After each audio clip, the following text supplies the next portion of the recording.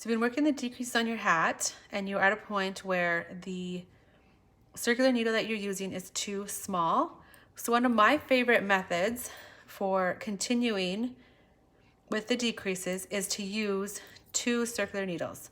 So I need another circular needle that's the same size as the one I'm using. It doesn't matter if it's a short needle or a long needle. I have actually 2 of short needles, so these work good too.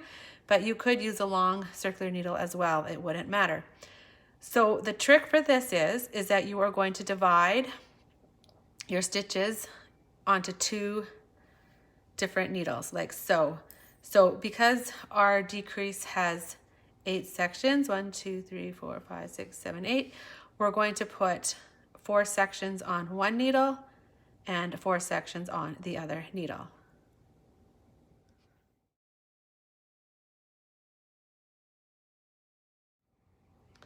So we don't need to slip the stitches. We can just work the first 4 sections with 2 needles at one time. So using this tip and this tip, we're going to work across the first 4 sections, and this is a decrease round, so we are going to decrease when we get to 2 stitches before the marker. So we'll do our decrease, then we'll slip our marker, then we'll work across the second section. Same thing, we'll do our decrease here, slip our marker, and then we'll work across the third section, do our decrease, slip our marker, and then we will do one more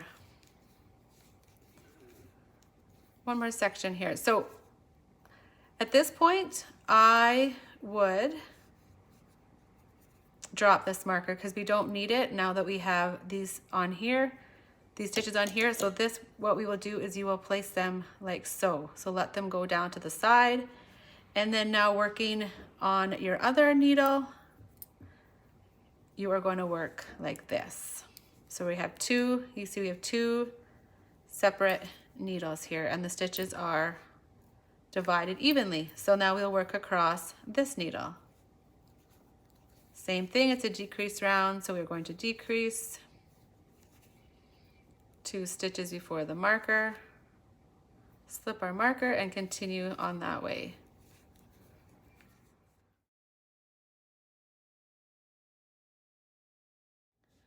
Okay, so I finished that row or that round, and now I am on just a basic knit round. So we will go back to these circular needles and we'll work across them, and then once we get that done, we will go back to these circular needles and we'll work across them. And as you can tell, you can have stitches on both sides and it will slowly decrease the pattern to the top.